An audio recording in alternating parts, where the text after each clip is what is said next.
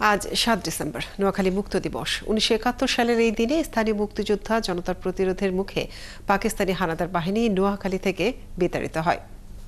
১৯৭১ সালে ২৩ এপ্রিল পাকিস্তানি হানাদার বাহিনী নোয়াখালী দখল করে। এরপর তারা নোয়াখালী পিটিআই ও নোয়াখালী বেগমগঞ্জ চৌমুহনী চৌরাস্তার কাছে বেগমগঞ্জ সরকারি কারিগরি উচ্চ বিদ্যালয়ে ঘাঁটি করে। তাদের সঙ্গে যোগ দিয়ে রাজাকাররা জেলা শহরের শ্রীপুর ও বেগমগঞ্জের গোপালপুরে হামলা চালিয়ে শতাধিক নারী, পুরুষ ও শিশু হত্যা করে এবং বাড়িঘর, দোকানে আগুন দেয় ও লুটপাট চালায়। এরপর দেশের ভেতরে ও ভারত থেকে প্রশিক্ষণ নিয়ে অস্ত্র হাতে মাঠে নামেন মুক্তিযোদ্ধারা। সে সময় জেলার কোম্পানিগঞ্জ, বামনী, বেগমগঞ্জের বগাদিয়া সহ নানা স্থানে হানাদার বাহিনীর সঙ্গে সম্মুখ যুদ্ধ হয়। শহীদ হন বেশ কয়েকজন মুক্তিযোদ্ধা।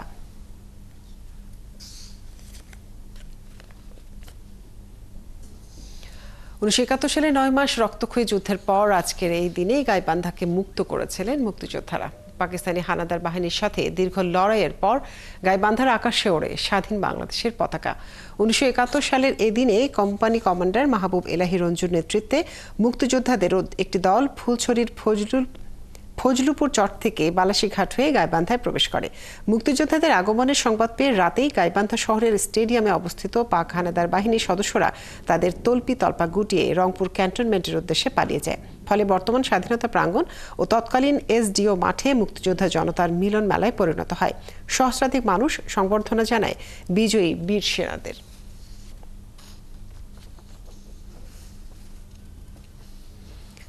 শেরপুর ও নালিতাবাড়ী মুক্ত দিবস আজ। ১৯৭১ সালের এই দিনে পাক হানাদার বাহিনীকে পরাজিত করে মিত্রবাহিনীর সহায়তায় মুক্তিযোদ্ধারা শেরপুর সদর উপজেলা ও নালিতাবাড়ী অঞ্চলকে শত্রুমুক্ত করেন। এদিন মিত্রবাহিনীর সর্বাধিনায়ক প্রয়াত জগদীপ সিং আরোরার হেলিকপ্টার যোগে নেমে শেরপুর শহীদ দারোগ আলী পৌর পার্কে মাঠে এক সংবর্ধনা সভায় শেরপুরকে মুক্ত বলে ঘোষণা দেন।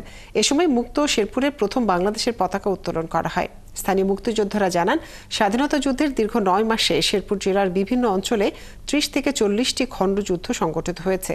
এসব যুদ্ধে বীরত্বের সঙ্গে লড়াই করে শহীদ হয়েছেন ৫৯ জন মুক্তিযোদ্ধা।